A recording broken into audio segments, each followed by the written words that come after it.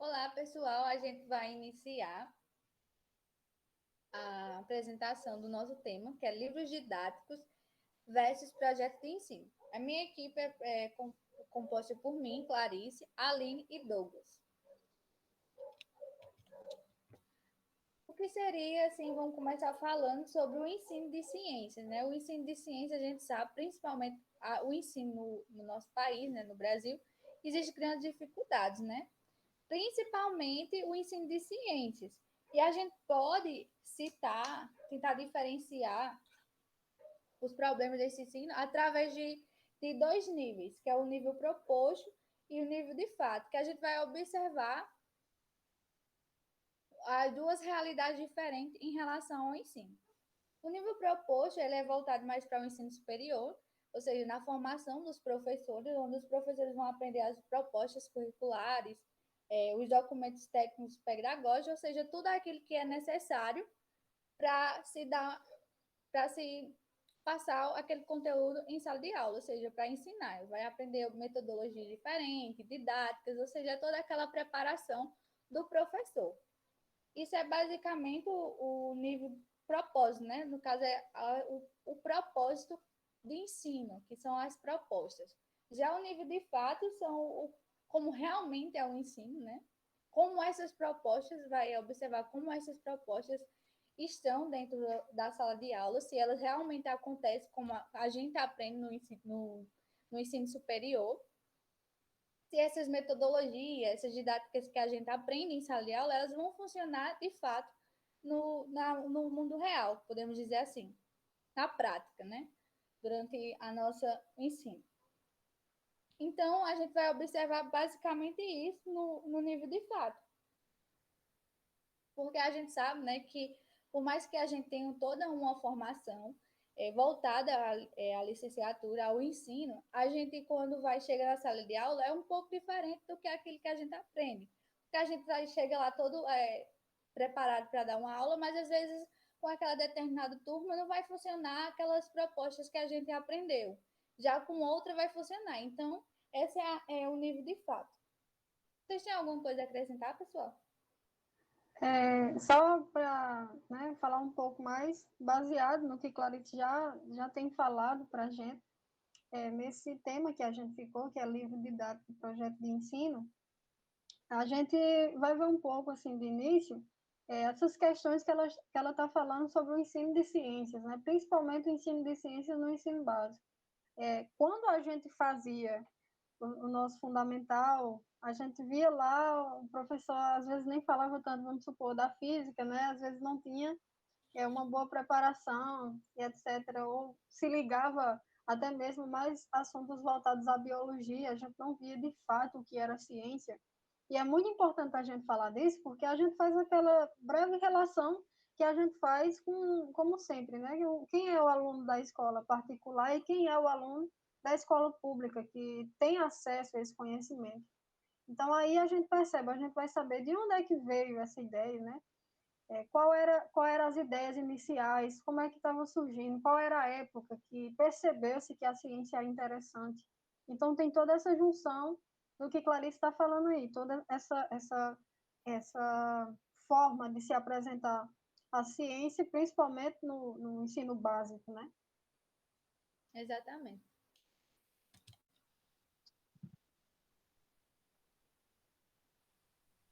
Douglas quer acrescentar algo? Só vou complementar. Peraí, deixa eu...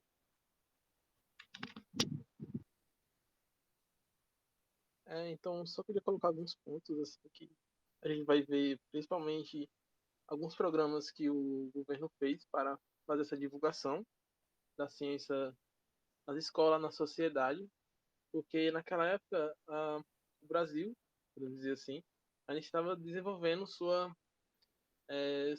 base científica, assim, porque ele ainda o Brasil não estava muito avançado, principalmente no ramo de pesquisa científica. Então, vamos ver os passos, os projetos que o governo fez, as falhas que eles cometeram também. Então, seria só isso. Ok. Interessante isso aí, porque a gente já nota de início, né?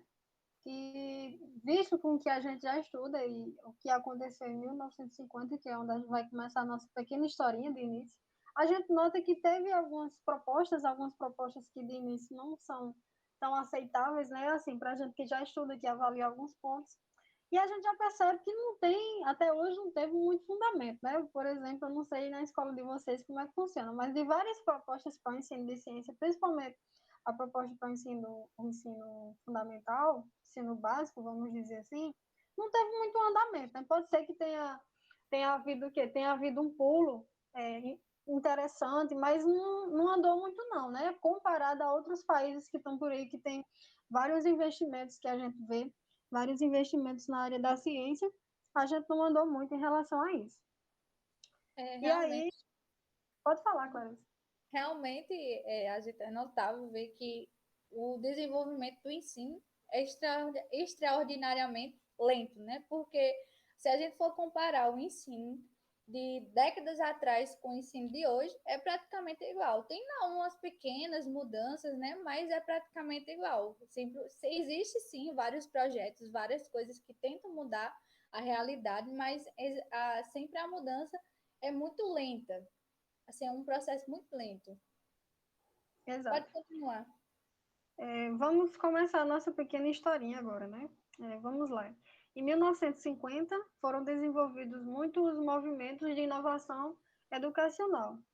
E aí tá as mudanças no ensino de ciências, né? Então, a gente tem o ensino de ciências e projetos de ensino, as inovações e os contextos. Então, essas mudanças de ensino, a gente tem essas mudanças que ocorreram no ensino da ciência, principalmente básica, como eu já falei para vocês, claro, isso também deu uma breve introdução, mas também a gente teve as mudanças no ensino médio, mas de início era mais voltado para as escolas de ensino básico. E aí o ensino sofreu muita influência dos Estados Unidos. Por quê? Porque foi pego propostas de lá que também foram um pouco adaptadas aqui, né?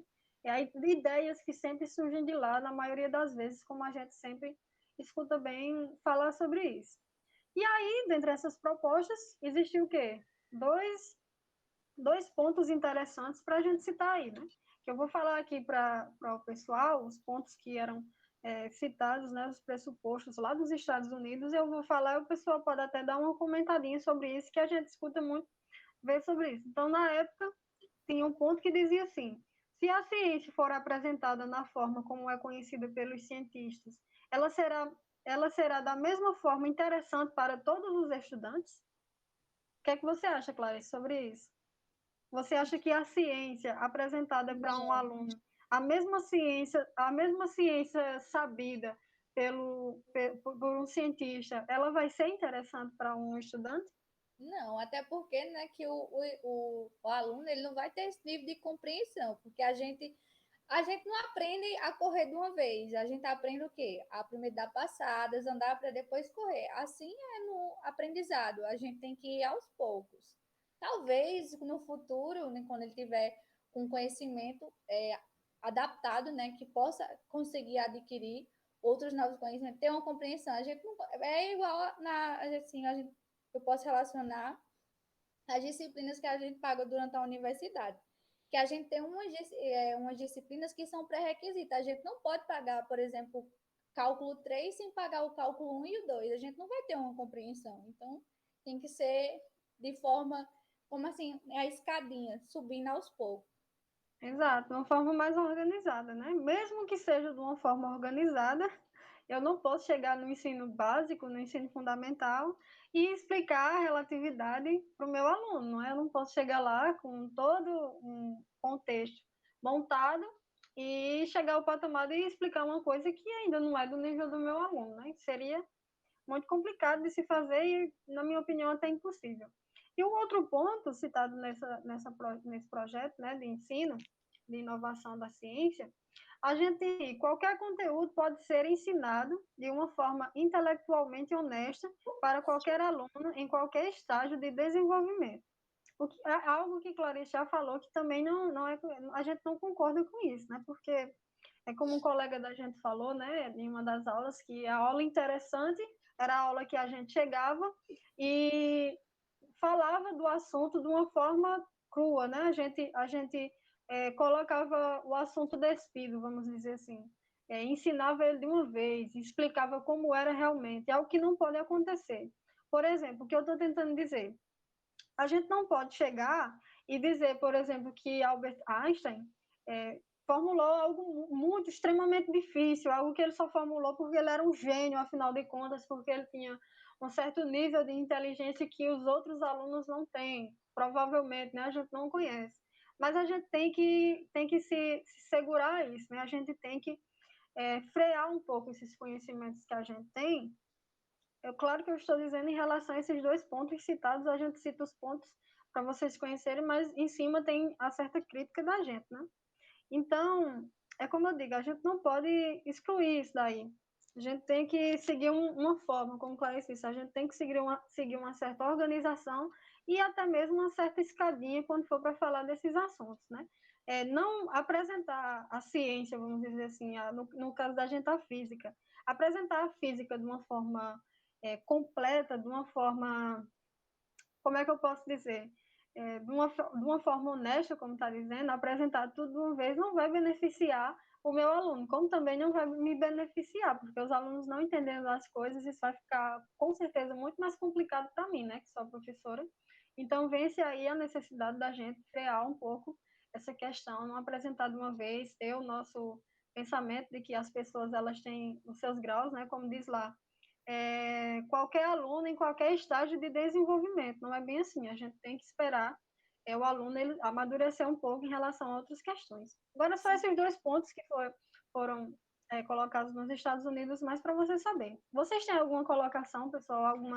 Alguma coisa Eu que queiram tenho. falar? Pode Sem falar. contar que, assim, não no ensino fundamental, médio, é diferente, mas, por exemplo, pessoas que são os pedagogos, né, a pedagogia, que ensinam o ensino fundamental 1, que é do primeiro ano ao 5º ano. Ele não pode passar um conhecimento para alunos para depende de acordo com a idade, entendeu? Acho que, tipo, por exemplo, existem certas idades que o aluno vai adquirir aquele conhecimento, porque tem um desenvolvimento até no funcionamento do cérebro dele. Está em desenvolvimento. Então, principalmente no ensino fundamental, acho que no ensino fundamental 2 e no ensino médio isso já é diferente, mas quando se trata de crianças, para a gente abordar o conteúdo, determinados conteúdos, a gente tem que saber se está adequado para a idade dele. Até porque pode ser ter novas interpretações e confundir a mente daquela criança que está em desenvolvimento, acho que pode-se dizer cognitivo. Com certeza. E existe até, isso vai até contra as propostas que a gente tem para chamar a atenção do nosso aluno, né? Que é as chamadas metodologias que a gente usa, né? Será que eu chegar na sala e me preocupar em mostrar o que realmente é a física, aquela física difícil, que a gente sabe que física, quando a gente se aprofunda mesmo nos cálculos e tudo, ela não é uma física assim, que ela seja fácil, ela é uma física difícil. Porém, eu posso deixar ela atrativa, não posso para o meu aluno ter o interesse de fazer mais coisas, de procurar por si só, de ter sua opinião, né? Então, isso vai contra até mesmo as metodologias que a gente tem para facilitar a nossa aula, para fazer com que o meu aluno se interesse. Então, tem várias coisas ligadas a isso aí. Com certeza também, como Clarice falou, envolve a questão da psicologia, né, que a gente tem sobre o aluno, né? A gente chega numa sala, a gente se depara com níveis diferentes na cabeça do aluno, então os alunos não podem ser tratados todos no mesmo estágio de desenvolvimento, porque isso não é uma verdade. A gente tem que ter sim um estágio, a gente tem que ter sim uma ordem para isso. E é isso, né? Só esses pontos que eu citei para vocês, pontos bem interessantes da gente discutir, que envolve vários outros problemas. E é isso, né? Vamos para o próximo slide. Aí a gente tem, né? Tomando em consideração tudo isso, né? A gente tem a modernização ocorrida nos anos de 1950, ainda falando sobre essa questão de como surgiu essa interação com a ciência, como é que se viu a importância da ciência, principalmente aplicada ao ensino básico e também ao médio, não esqueçam disso, né? Mas principalmente ao ensino de ciências na forma básica. Essa questão da ciência aplicada, até mesmo a educação envolvida, sim, investida no ensino básico, já é bem falado aqui mesmo, até mesmo no Brasil, né? Porque A gente tem aí presidentes que prometem investir na educação básica, como fez a China, por exemplo. A China envolveu muito o Japão, teve muito envolvimento, teve muito investimento nessa questão da ciência no ensino básico. Então, assim, uma proposta boa que a gente poderia tomar como exemplo, como vários outros exemplos que a gente tem aí dos nossos concorrentes, né, vamos dizer assim. A gente poderia adaptar esses critérios à nossa vivência também, sabendo o que é bom e o que é ruim. Poderia ocorrer isso? Poderia. Só que o que a gente vê hoje em dia na ciência, o que é, né? A gente vê o corte de gastos, porque eles têm o ensino como gasto, eles veem a educação como um grande gasto para eles, não é um investimento. E aí você vê presidentes prometendo, por exemplo, o presidente atual prometeu que faria investimento na educação básica, só que isso não acontece. O que acontece é que a gente vê que existe aquele corte de gasto de bolsas de mestrado, de doutorado, de tudo mais, e não há investimento no ensino básico. Algo que deveria se existir, né? Já que a gente tem tantos outros exemplos a ser citados por aí. Por exemplo, o Japão, eu não lembro agora, eu já assisti no Fantástico algo bem interessante sobre o Japão, muito breve assim para vocês. Tem a melhor escola que existe, a escola que tem lá no Japão. Eu não lembro a cidade, mas a escola ela investiu principalmente na educação. Se investiu lá mais na educação do que em outros fatores, porque ainda a educação ela é um investimento para o futuro. E a gente vê isso bem quando a gente chega lá, que é denominado uma das melhores escolas do mundo. Então fica aí essa questão crítica também para a gente debater um pouco, né? E aí, como a gente está falando, né, da modernização ocorrida em 1950, a gente tem alguns marcos, né, que será falado também por Clarice sobre a guerra. A gente tem a explosão da bomba H, a bomba de hidrogênio, que foi um marco muito grande na Guerra Fria, que a gente já conhece, né, um país querendo ser economicamente ou armadamente melhor do que o outro. Então, a gente teve um desenvolvimento dessas bombas, bomba de hidrogênio, com capacidades maiores que a TNT, que se conhecia na época, não sei quantas mil vezes, né? A gente teve o Sputnik 1, lançado pela ex-União Soviética, que foi o primeiro objeto a orbitar a Terra feito pelos humanos, e também foi um feito muito grande. Se a gente citar outros também, né, como a ida do homem à Lua, que é a corrida espacial que existia. E a gente vai pensar na seguinte forma, né? Por que se desenvolveu tantas coisas de lá para cá? Se a gente for parar para pensar, o desenvolvimento que teve daquela época para cá foi um desenvolvimento enorme, né? De repente, assim, num pulo, a gente teve várias coisas descobertas. Essa questão da corrida espacial teve vários avanços tecnológicos. A exploração da bomba H teve vários investimentos também na área militar. Então, foi um investimento bem legal. E aí tem o que eu chamo para vocês, que eu até coloquei aqui, tais eventos explorados pela mídia. Isso o que é que causou isso, né? A mídia ela criou condições para reforçar a Guerra Fria e assim ampliar os gastos com a pesquisa. Então, se via lá, a mídia via isso, colocava na frente como que era uma necessidade a gente fazer um investimento ainda mais na pesquisa, né? A gente fazer um investimento maior na ciência. E, consequentemente, isso é uma verdade, né? Isso dá certo, sim. A gente tem que investir na ciência, porque um exemplo interessante que a Guerra Fria deixou para a gente foi a questão do investimento, né? Senão a gente não teria tantos marcos aí na história, como a ida do homem à Lua, a Sputnik, que foram feitos extremamente grandes. Até a própria bomba de H, né? Porque um homem fazer isso, gente, mesmo que seja algo ruim, mesmo assim, é uma descoberta muito grande. E aí a gente também teve todas essas coisas, né, que aconteceram, e isso acabou fazendo o quê? Estimulou-se a elaboração de novos projetos de ensino, com a participação de novos pesquisadores da época, né, de várias outras ciências naturais que não se existiam antes, né? Então começou a se envolver o que a gente chama de interdisciplinaridade, né? O pessoal começou a se envolver mais, pessoal da área da matemática, da biologia, da química, da física, até mesmo da psicologia, o pessoal ficou mais interagido com isso daí. Consequentemente, visto que a gente estava evoluindo bem nessa questão de investimento, percebeu-se isso, percebeu-se que dava certo, e é exatamente onde eu digo para vocês, né? Se a gente investisse ainda mais na nossa educação, a gente estaria onde aqui, né? O Brasil é um país extremamente rico, porque é muito rico, sim, a gente tem de tudo, a gente não sabe como acontece as coisas, na verdade, a gente muitas vezes não é nem ligado a notícias, mas é muito importante a gente perceber, né? Porque a gente começa a entender alguns feitos históricos que poderiam estar aqui, né? A gente poderia pegar de exemplo e poderia estar muito mais à frente do que a gente está. Isso relacionado à educação e vários outros sentidos. Pode passar. E aí a gente teve a inovação do ensino de ciências no Brasil em 1954. Então, 4 anos depois, é que aí se pensou em colocar essa inovação do ensino de ciências aqui no Brasil. Qual era o objetivo? Não? O objetivo é melhorar a ciência e o método experimental no primeiro e no segundo grau e também no médio, como eu já falei para vocês. Eu não coloquei aqui, mas é de suma importância a gente lembrar isso daí. E aí, o que aconteceu, né? Houve aquela coisa de estimular a introdução de laboratórios de ensino. Antes, aqui no Brasil, não existia essa questão de laboratórios. Talvez tivesse os laboratórios mais ricos, né, das pessoas que pagavam e etc. E isso tudo levando em consideração que a gente já tinha alguns danos causados desde o fim da guerra, né? Então, se pensou, na época, em instalar esses laboratórios de ensino. Laboratórios de ensino que seriam para ensinar ciência, etc., só que não deu muito certo não, e a gente vai mostrar por quê, né?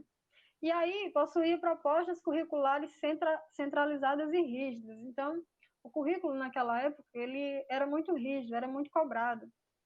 Visto que tinha que ser uma coisa de outro mundo, para você poder participar de alguma coisa, você tinha que ser muito tampa e etc., já que existia esse pessoal também. E também tem os processos didáticos, sempre baseado na elaboração oral, como a gente tem em sala de aula aqui, colocando os alunos para falar, para se expor. Também tem as anotações que os alunos faziam em sala de aula e também tem os exercícios de fixação que não diferem muito do que a gente tem hoje em dia nas nossas salas, né? Pelo menos no tempo que eu estudava, era assim. Também tinha aí que eu coloquei para vocês a sala ambiente para o ensino de ciências, né? Isso por quê? Mas citando o tal laboratório que eu falei para vocês, não era nada atrativo. Na verdade, não funcionou por quê?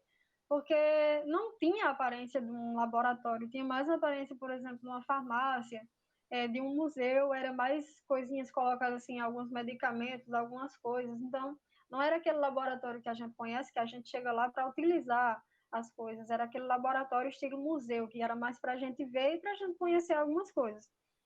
Então, essa questão de estimular a introdução dos laboratórios do ensino, da ciência, ela não foi para frente por causa disso, porque foi uma coisa muito mal planejada. Qual é o sentido de eu chegar num tal laboratório, entre aspas, e me chegar à exposição, né? Chegar lá e ver, por exemplo, um telescópio só para a exposição, por exemplo, e não poder utilizá-lo, né? Então, ficou isso daí em xeque. Passa, Clarice, pode passar. Em 1950, o IBSC visava atingir seu público-alvo diretamente por meio dos alunos. Então, quem era o público-alvo, né? O público-alvo nada mais do que os professores, né?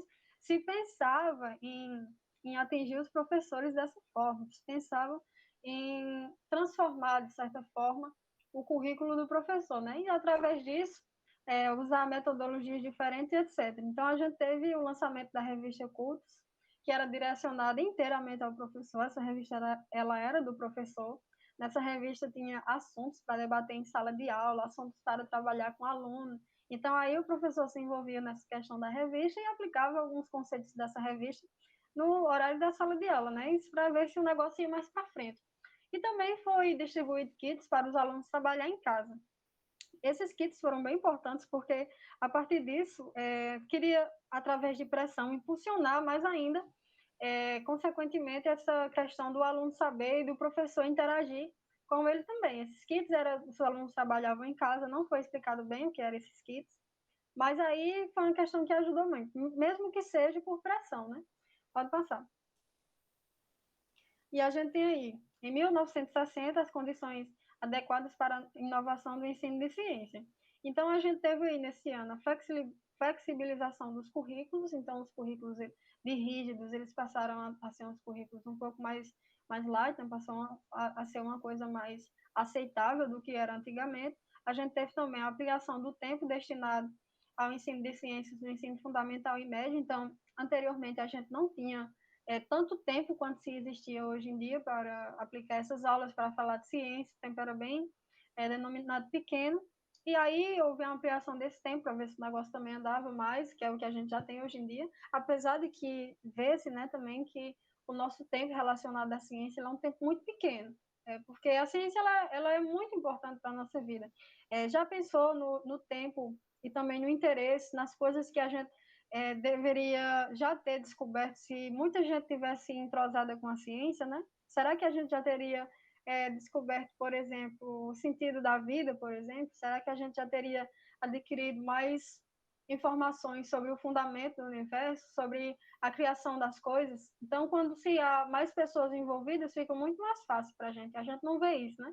Parece que a ciência é aquele mundinho que poucos escolhem e porque é difícil e acabou, e não é bem assim. A gente tem que tentar mudar esse contexto. E teve também o número de vagas ampliadas nas escolas de ensino fundamental por pressão da demanda. Então, teve uma demanda muito grande, já que se necessitava dos professores do ensino fundamental. E foi isso, né? Foram os principais fatos históricos que fizeram a gente chegar até aqui. Agora eu vou falar de alguns projetos que ajudou, né, a melhorar o ensino de ciências nas escolas. Primeiro aqui eu vou falar dos projetos do ensino financiado pelo PREMEM. O PREMEM foi um programa de expansão e melhoria do ensino, com o intuito de melhorar o ensino naquela época. O PREMEM foi tipo um dos experimentos para melhorar o ensino na década de 60. Eu vou ler aqui os projetos para vocês. Essas são as instituições, eu não vou fixar muito lendo aqui, não, que está no slide, eu vou mandar. O nome dos projetos são Projeto de Ensino de Física, Física Instrumental, Química Experimental e Instrumental, Biologia, Biologia Aplicada, Ciência Integrada. Tem outros aqui, outros projetos também do PREMEM, né? Financiados pelo PREMEM. Análise combinatória, Introdução à Computação, Projeto de Ensino de Ciências para o primeiro grau, Laboratório Básico Polivalente de Ciências, por uma compreensão da saúde, ciências e ambientais.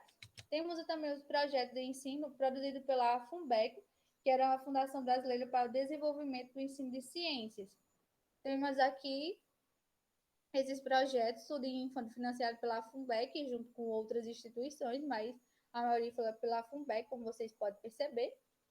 E são eles o Laboratório Portátil de Ciências para o primeiro grau e para o segundo, Projeto Brasileiro para o Ensino de Geografia, segundo grau, Kits para Experimentos de Ciências do primeiro grau, Ciências e Higiene e Saúde, Ciências e Estudos Sociais e Matemática, primeiro grau, projeto encurtou aqui, acho que é NUFDEL, Biologia, Tradução e Adaptação. Pronto, esses foram alguns projetos, né, que eu acho da época, da década de 60, mas tem vários. Então, vamos lá falar um pouco da história, como foi, para a gente entender como surgiu esses projetos, né? Eu coloquei aqui para vocês a expansão econômica. Na década de 60, o Brasil estava tentando expandir a sua economia, ou seja, aumentar a economia, principalmente no setor de indústrias, de automóveis, e também com a realização de grandes projetos, porque ele naquela época, ainda hoje, né, tinha uma grande dívida externa, então ele utilizou essa dívida externa como incentivo para poder crescer sua economia. Teve até um crescimento na economia naquela época, mas até hoje ainda, por mais que a economia do nosso país continue desenvolvendo, a gente ainda tem uma dívida externa um pouco grande. Os problemas ambientais, né? Por estar voltado a essa expansão econômica, voltado mais a esses fatores industriais, de automóveis, que são fatores que a gente sabe que poluem bastante, é bastante poluente, surgiram os problemas ambientais nessa época. O governo também tem um plano educacional, e esse plano educacional, ele queria, utilizar o ensino como um fator de desenvolvimento, ele queria fazer reformas no ensino. Então, de primeiro, ele queria deixar o ensino superior de forma privada, pois no pensamento do governo, e aquilo facilitaria para aquelas pessoas que quisessem participar do ensino superior, e não conseguisse passar no superior público, poderia fazer o superior privado. Lembrando que o ensino superior que o governo estava voltando à privatização era voltada para o ensino, a licenciatura, a formação de professores. E segundo, depois esse plano educacional do governo, ele também queria, depois dessa privatização do ensino superior, depois ele queria privatizar algumas escolas do ensino fundamental e ensino médio, que na época era considerada escolas de baixa qualidade, ou seja, que tem um rendimento baixo, não tem um grande desenvolvimento. Como o governo ele propôs esse plano educacional, né, de privatizar o ensino superior para a área na formação do professor, na área de licenciatura, ele tinha que colocar alguma coisa que incentivasse os alunos na escola para que quando eles chegassem um momento certo, quisessem fazer um ensino superior, ele escolhesse as áreas da ciência. Então, o governo ele colocou ele introduziu o ensino de ciência no ensino fundamental. Porque a gente sabe pela gente, né? As pessoas que nós, por exemplo, chegamos a ver, basicamente, por exemplo, o ensino de física, mas no ensino médio. Mas imagina assim, uma pessoa que tem esse contato com o ensino da ciência, a física, a química, desde o ensino fundamental, uma parte já introdutória.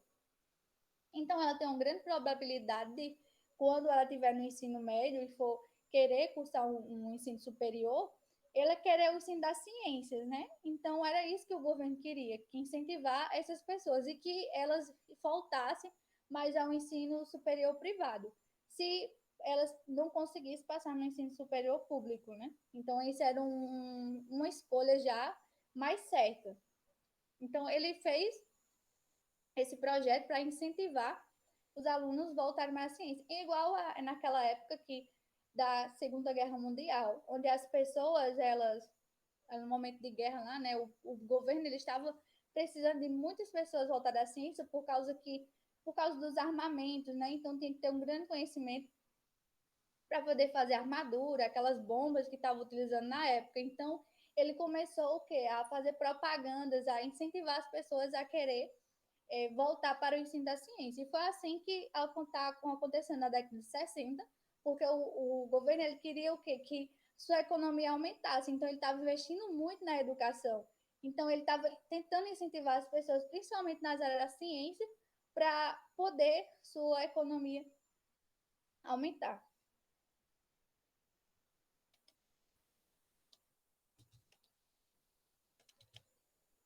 Vamos aqui.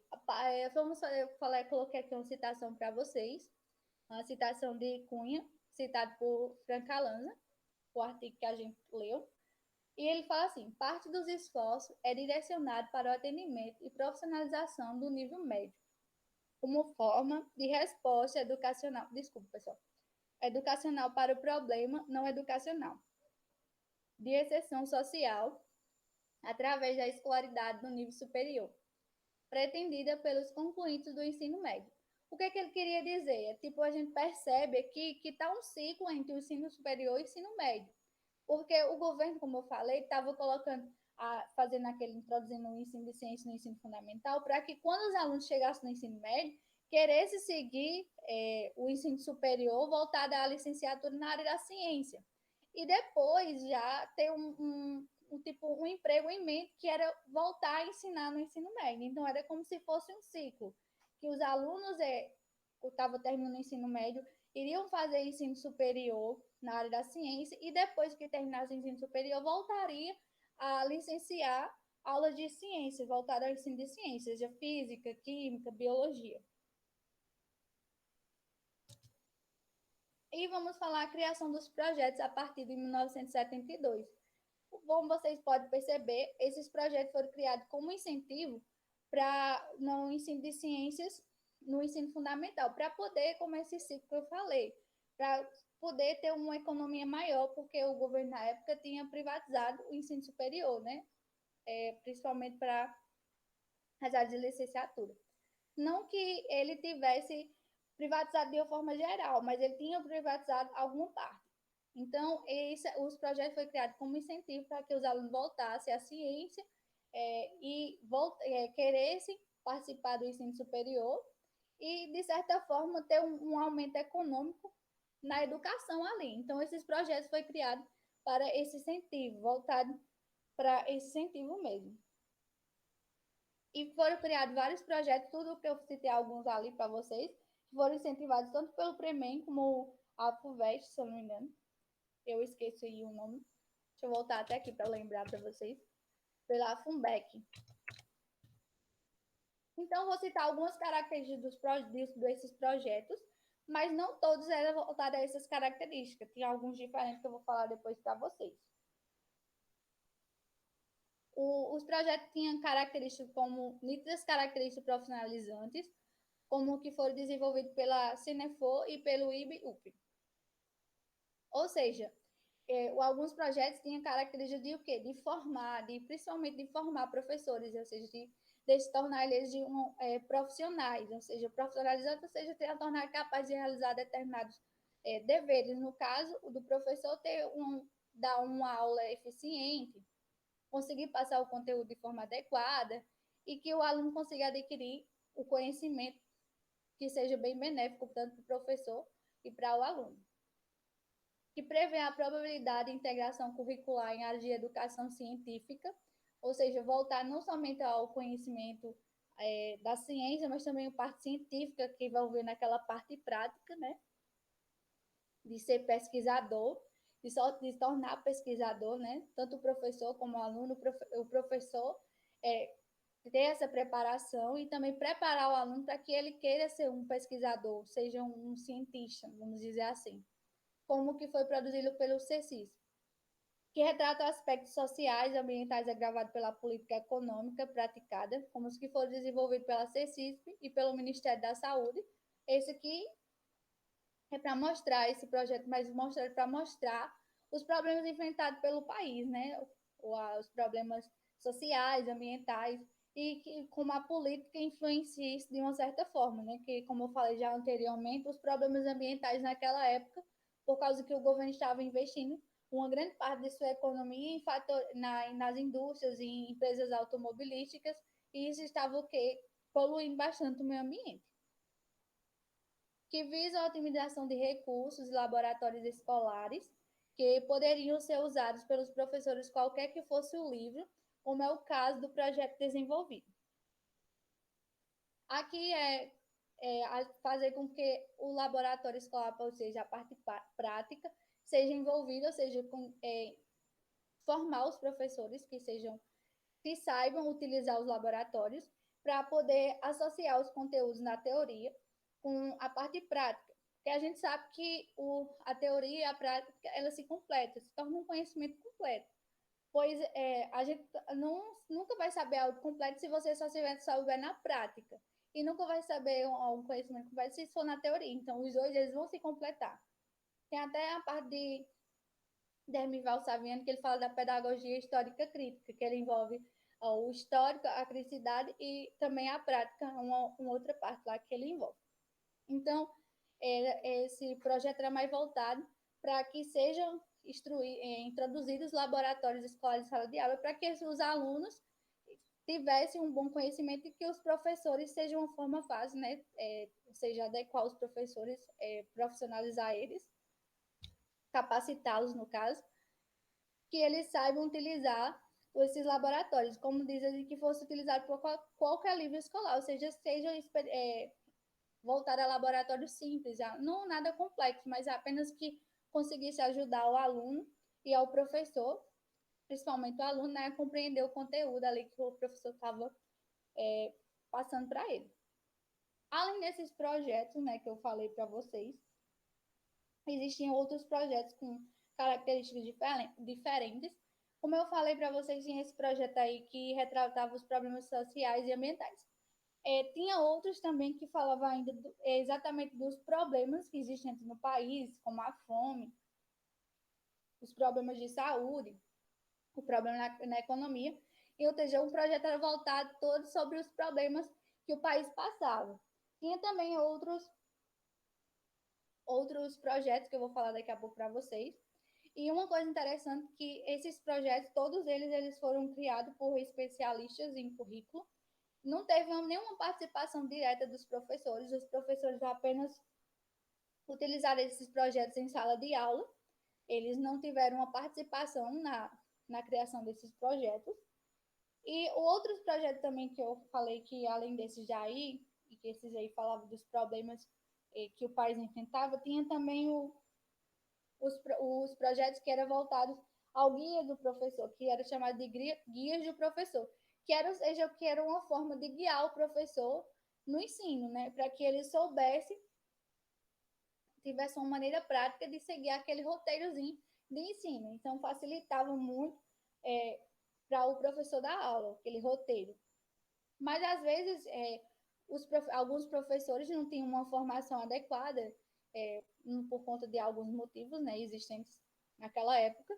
Então, às vezes, eles não compreendiam muito bem esses projetos que eram chamados de guia do professor, e eles consideravam ruim, às vezes achavam uma crítica, porque esse projeto de guia do professor está achando que eu não tenho capacidade, às vezes, e não queria aceitar o projeto por algum motivo, relacionado a não entender muito bem o que tinha lá nesses guias.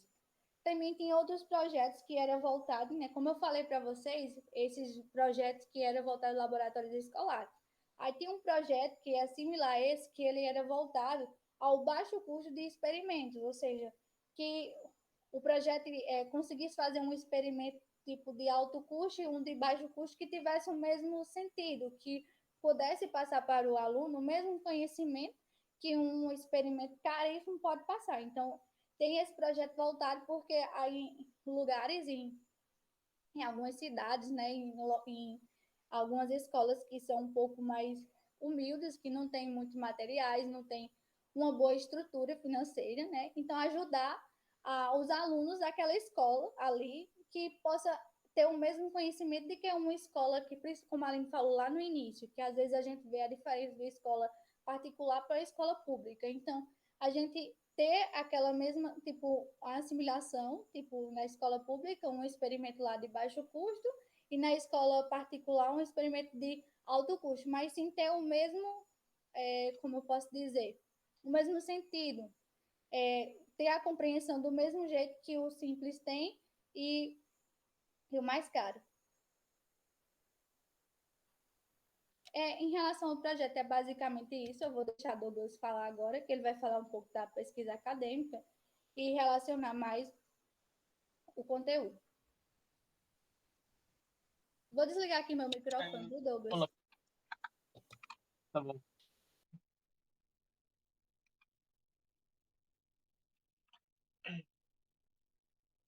Pessoal, eu vou falar um pouquinho mais sobre as pesquisas acadêmicas que teve durante toda essa época.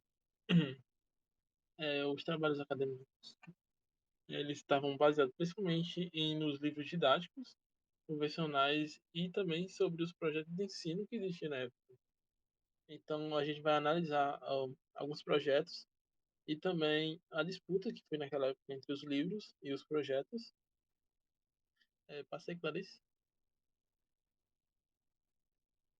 Com essa tabela, a gente pode ver a utilização dos projetos de ensino e dos livros didáticos. A gente só vendo o percentual utilizados do livro didático, a gente pode ver que, de acordo com o tempo, ele acabou se destacando sobre os projetos de ensino. Então, a gente vai ver alguns porquê os projetos de ensino se deram mal, e o livro didático acabou sendo superior de acordo com o tempo. Com essa relação, a gente pode ver também que, a partir de 1971 até 1980, os projetos de ensino eles estavam se destacando acima dos livros didáticos. Isso pode ter relação com o avanço do governo para a inovação da ciência, por meio de projetos do exterior, traduzindo e trazendo para o Brasil, nos anos 50.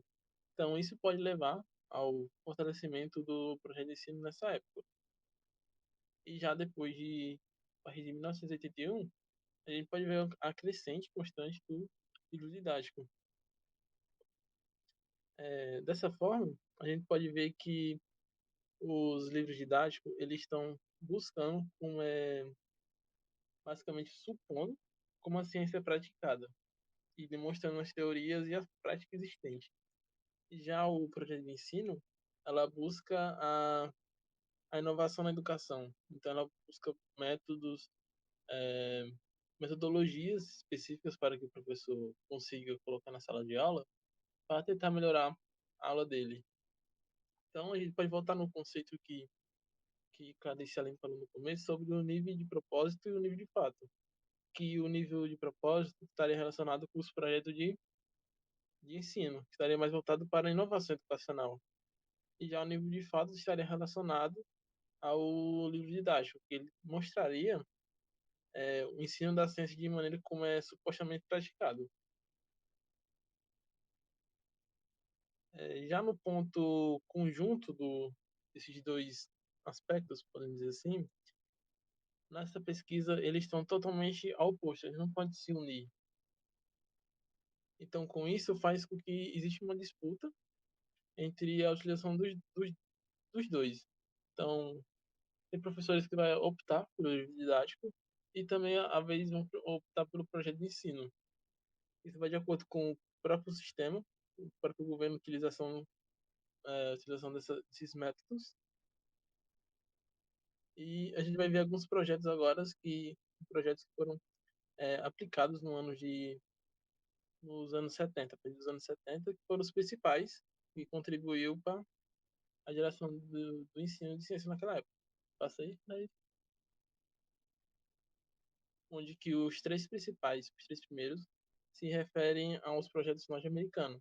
Já também relacionando que esses três projetos foram os primeiros. Então, tem relação com os anos 50 que o governo trouxe projetos do exterior. E eles são projetos norte-americanos que foram traduzidos e adaptados para a nossa língua, que são eles o PSSC, de Carvalho, de 1982, de Nassif, de 1976, e de Biologia, de Krasik, de 1972. Já os outros três, eles são relacionados com o projeto brasileiro, que é o Projeto Brasileiro para o Ensino de Física, que futuramente eu vou falar mais um pouquinho sobre alguns aspectos que ele tem e dos fundadores, que nele tem três projetos principais, que seria o de Caniato de 1973, o de José, 1976, e o de Teixeira Júnior, 1976. Então, esses projetos foram basicamente importantes para o Brasil ter algum método naquela época que fez que alguns professores conseguissem alguma lógica. Antigamente, os professores estariam muito perdidos, sem algum meio para eles se basear. Então, com esses novos projetos aplicado pelo governo, eles conseguiram ter uma direção para seguir. Então, passei. Como eu falei, eu vou falar um pouquinho mais sobre esse projeto brasileiro, que seria um projeto brasileiro para o ensino de física. Ele foi desenvolvido pela parceria com a FUNBEC, que é a Fundação Brasileira para o Desenvolvimento do Ensino de Ciência. Ele foi coordenado pelos professores Rodolfo Caniato, Antônio Teixeira Júnior e José Gondenberg.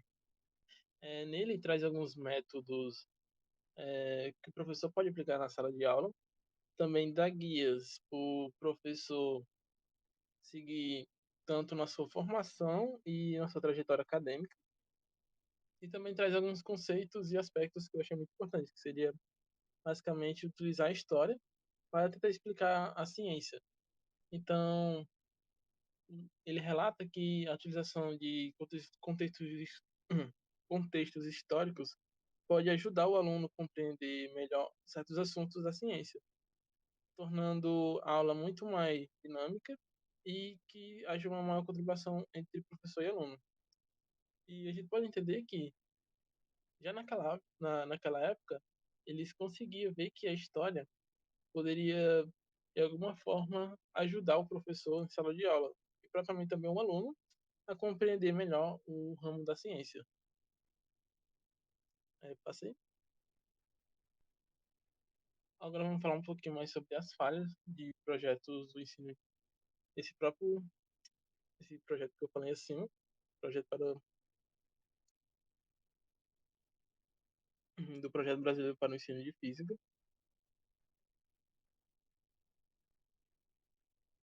Pronto. Então, pronto. Foi a autora Magalhães que ela realizou análise e pesquisa sobre a respeito desse projeto. Ela tentou analisar como o projeto estava sendo aplicado, se os métodos que estavam sendo expostos pelo projeto estariam sendo feitos de melhor forma e se a escola tinha alguma estava compreendendo o que o projeto queria. Então, ela fez isso em 1978, em 10 escolas técnicas federais de São Paulo e 20 escolas do Rio de Janeiro. Com isso, ela fez análise totalmente sobre os métodos e análises, e ela concluiu que havia sim algumas falhas, que uma seria a própria estrutura da escola. As escolas não teriam estrutura específica para suportar o projeto, e também a formação dos professores, onde a formação dos professores foram muito avançadas, foram treinados em pouco tempo. Então, os professores não tinham ciência de como ensinar e aplicar aquele projeto na escola. E também a própria tecnologia que a escola tinha. A escola não tinha recursos para comprar algumas ferramentas, alguns materiais que o projeto necessitava. E também passar com o tempo, ao passar do tempo, a gente conseguiu ver algumas falhas que Magalhães não conseguiu perceber naquela época, onde a primeira seria a aplicação das vagas das escolas, onde que alguns alunos foram passados de ano só para que o projeto conseguisse durar mais alguns anos. Então fez com que alunos que não tinham uma base boa fossem passados de ano, só porque para continuar o projeto. Também a falta de formação dos professores, Magalhães viu naquela época, onde os professores não tinham uma formação específica e eles não estavam preparados para aquele projeto. E também a própria desorganização na aplicação do projeto. E, e a outra seria a dificuldade com o material do prêmio. Então, nesse caso, eu também relaciono essa dificuldade com a base do aluno, onde que os alunos foram passados sem ter uma base e o próprio conteúdo também era muito avançado para os alunos. Então, fez com que os alunos tivessem muito mais dificuldade do que era para ter. E também a própria demora de soluções vindas do sistema, onde que a máquina pública, o governo e os coordenadores do projeto não davam soluções próprias para as falhas que o projeto estava cometendo naquela época. Assim. Então, por fim, depois dessa falha desse projeto brasileiro, o governo fez que criar alguns programas e projetos para que a ciência seja mais divulgada entre a sociedade e a escola também, e principalmente também dentro das universidades, onde teria um público muito mais, com uma base muito melhor do que ensino médio fundamental, mas também que esses alunos da universidade pudessem contribuir também com os alunos do ensino médio. Então, seria uma troca de experiência entre eles, onde o primeiro programa, o barra projeto, foi feito, chamava CAPS, que era a coordenação de aperfeiçoamento pessoal do nível superior, e o outro seria o FABESP, que seria a Fundação de Amparo à Pesquisa do Estado de São Paulo, onde que o governo queria alguns pontos que esses programas fizessem, que o primeiro seria melhorar a qualidade do ensino de ciência nas universidades, tanto em várias áreas, tanto na química, física, biologia e matemática. E também o outro ponto seria estimular a universidade a pesquisas científicas, Então, tornando o aluno já um aluno de universidade já pudesse fabricar alguns artigos científicos, também contribuindo para a ciência, para a obra da ciência. E o outro seria desenvolver as atividades não formais de ensino, visando provocar uma valorização maior da ciência. Então, isso seria buscar o interesse mais do aluno a ciência, tanto para aplicar na sociedade como na própria escola. Então, com isso, esses projetos, de acordo com o tempo, eles conseguiram ter uma relevância na ciência, no avanço científico, só que com o passar do tempo eles não conseguiram se adaptar. Então, como eles não conseguiram se adaptar, acabou que os programas acabou falindo, mas a gente tirou algum proveito desses programas, que hoje em dia o CAPS hoje se tornou o ProCiência e o Ciência Sem Fronteiras também. Então, a gente vai aprendendo de acordo com o tempo. A gente vai errando e vai melhorando. Então, era só isso. Mas me tem... Vou falar alguma coisa? Então foi isso, pessoal. Espero que tenha gostado. Tem mais alguma coisa para falar? Vou fechar aqui.